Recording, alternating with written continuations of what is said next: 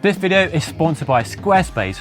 Bikes are great, aren't they? The speed, freedom, adventure, nothing beats cycling.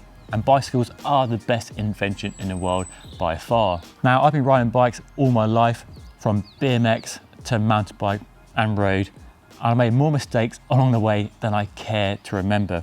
So in this video, I want to share some of those mistakes which are very common to new cyclists, and hopefully you can avoid those mistakes and enjoy the world of cycling with less of the mishaps that can happen if you're not informed. So let's dive in. One of the mistakes that I think all beginner cyclists are guilty of, and heck, we even still make it when we are more experienced, is not taking it easy and going out too hard too soon. And I get it, you're super excited, you're super keen, you want to ride as fast as you possibly can. But when you're new to cycling, you can quickly find yourself out of depth, going too hard too soon and running out of energy. So my advice, if you are new to cycling, take it easy on those first few rides. And don't worry about your speed or distance or Strava, KOMs or any of that nonsense. Just enjoy the freedom that cycling can offer. Take it easy, enjoy the views, enjoy the company, and just take your time to get used to your new bike. If I had a time machine, I could go back in time and give my younger self some advice on what to buy when I started cycling all those years ago, it would be buy some proper cycle clothing. And while there's nothing to stop you riding in whatever clothes you're wearing, so jeans, t-shirt and jumpers, and you'll be fine, if you want proper cycling happiness and comfort and the ability to deal with different weathers, so wind, rain and sunshine, then proper cycle clothing makes a big difference. And the biggest difference you can make are some padded cycle shorts like these. So wear these next to the skin, no underwear, and you'll be able to sit in the saddle for hours and hours and not have any discomfort or irritation down below. And that would mean you can enjoy cycling and not throw the bike away after your first ride. So buy some good quality bib shorts, and they are the foundation for your cycling wardrobe, and build everything else around that dependent on the conditions. So if it's wet, windy or cold, get a long sleeve jacket or jersey. These are designed for conditions, so to keep the wind out, keep the rain out, but they're also breathable so you won't overheat like a normal jacket, and they are fitted so they don't flap around in the wind as well. And then if it's sunny and hot, you lucky people, buy a proper cycling jersey, which has two benefits. The fabric designed to pull the sweat away from you, keep you nice and dry so you don't get all clammy and sweaty. And the pockets at the back are fantastic for food, spare parts and your phone as well. And my advice is not to rush out and buy everything you think you need in one go, but build it up over time, add different jerseys and shorts and jackets and arm warmers and accessories as you need, and you'll eventually build up a nice wardrobe of clothing to suit the conditions and your requirements when you're riding a bike. The biggest mistake I made when I started out, and I see it in many beginner cyclists, and it's a very common mistake, is not getting your saddle height at the correct height. If your saddle's too low, it will slow down. And if it's too high, you'll get back problems. So make sure it's at the right height. And luckily, it's a really easy 5-minute job. And you can do it by watching my video linked up above.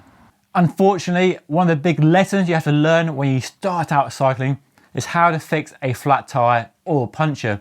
So how to change an inner tube and pump it up afterwards is an essential tool you really need to learn early on. Because we've all been there. If you're watching this, you probably have many stories about being stranded without the right inner tube or any inner tube at all, or no pump or a pump that doesn't work at all. And I've seen many beginner cyclists go out with no spare tube and no pump and no hope of being able to fix a flat tire or a puncture. So make sure you spend some time and a bit of money, and we're not talking a lot of cash here, to get the right inner tube for your bike. And I suggest getting 2 or more. Get the right size. This is a road one, so nice and skinny, but mountain bike and gravel ones are thicker. Get a good quality mini pump as well, the bigger the better usually, and maybe some tyre levers if you need it to get a stubborn tyre off. And it's worth learning how to use these before you go out for a bike and not waiting until you get a puncture, or you can watch a gym video linked above on how to change an inner tube. Cycling is definitely 30 work, especially when it's hot, and you really want to avoid dehydration at all costs. So make sure you carry water. A water bottle like this is just fine, goes in a cage on a frame, or you can use a normal water bottle, a plastic water bottle, and put it inside your backpack, whatever means you need, but make sure you carry plenty of water. And then on a bike ride, drink little and often. Sip rather than gulp is my advice for making sure you stay hydrated, because hydration is really important to cycling. Even when it's colder and you don't feel thirsty, you need to drink lots of water. Just look at the state of my bike. A filthy chain and mud up the frame. Unfortunately, cleaning your bike on a regular basis will be a requirement if you are to keep your bike in perfect working order. And while you don't have to clean your bike, and many people don't, and I'm looking at you, James, here, it's worth spending some time after every bike ride to make sure it's clean, because a clean bike will last longer. Lots of expensive parts here, and if you let them get filthy and covered in mud and grime, they will wear out more quickly than if you keep it clean. And when it comes to cleaning the bike, while there's nothing wrong with going to the kitchen and finding some cleaning products like Fairy Liquid, it's better to use proper cycling product designed for the purpose. So chain degreaser, proper chain lube to keep your bike in perfect working condition. Hopefully you're enjoying the tips so far and learning something from the video. And right now I have another hot tip for you, SquareSpace. Now SquareSpace is an all-in-one platform for making your own website, and it couldn't be any easier. The interface is intuitive and really simple. You don't have to be tech savvy or anything. And there's loads and loads of award-winning and fantastic looking templates to choose from. There's almost too much choice, and you customize the templates to suit your requirements and your personal preferences as well. So right now, I'm using SquareSpace to set up my own Just Ride Bike website. It'll bring you all behind the scenes content and access. And if you want to set up your own website, then head to SquareSpace right now. There's a 14-day free trial, and you get 10% off using my special code right here. So head to the website, use the code, and get yourself a website in minutes. Right, back to the video. Riding a bike is hungry work. The faster and further you go, the more energy you burn. And the biggest beginner mistake I see so often, and I've made it myself as well, so I talk from experience, is not carrying enough food, or worse, any food at all. And you soon run out of energy and do what we cyclists call bonking or hitting the wall. You basically have nothing in the tank and you crawl home, and it's a horrible experience, definitely something to avoid at all costs. So carry enough food for any bike ride, usually err on the side of caution and carry more just to be on the safe side. And for food, anything you want from the kitchen is fine. So fruit loaf, flapjack, bananas, dried fruit, nuts, it's all fine. But you can get proper cycling nutrition as well. So energy powder that goes in your bottles, gels, flapjacks and other stuff. But try different stuff, see what works for you, but make sure you carry enough food and you eat little and often.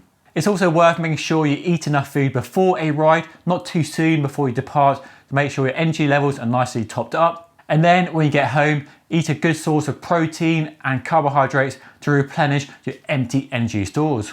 When I started riding bikes, I didn't have any proper cycling tools, and instead raided my parents' garage. And let me tell you, a monkey wrench isn't a suitable tool for working on a bicycle. So instead, spend some money on some basic multi-tools like this. That's all you really need to get started, and this will take care of most bolts that might come loose on your bicycle, let you set your saddle height up, adjust your handlebars, and other basic jobs you can do with nothing more than a multi-tool like this. Another really common mistake I see many beginner cyclists making, and I made it myself right back in the early days as well, is not having some basic lights on your bike for those rides which go on longer than planned, and you end up racing the sunset home and riding the last few miles in the dark. So that can be dangerous, definitely something you want to avoid. So get yourself some basic, inexpensive lights like these and make sure you can be seen by other road users. It's a small price to pay for your safety. And lastly, don't forget your phone. Now, I know the reason that many people cycle is to get away from the stress and strain of everyday life and not have a phone distracting them on a ride. But when I started riding bikes way back in the day, we didn't have smartphones or any mobile phones to speak of. So if I had a mechanical failure or worse, an injury, I had to find a local phone box in the nearest village and phone my parents for help. But these days, phones make it much easier to get help when you need it. Hopefully, you'll never need help, but it's best to be safe rather than sorry. And you can go a step further and let your partner or family member know your planned route and duration, just in case, while some mapping software like Strava will send them a live tracking link so you can follow it just in case you have any issues out on your ride. So it really is better to be safe than sorry, in my opinion. Right, there we are then. My top tips for avoiding the most common beginner mistakes. Follow these tips and you go from newbie to pro in no time at all. And if you want some more advice on how to look after and maintain your bike, then check out this workshop playlist right here. But that's all for now. Hopefully you found the video useful, and if you did, hit the like button. Don't forget to subscribe, and I'll see you all again very soon. Thanks for watching.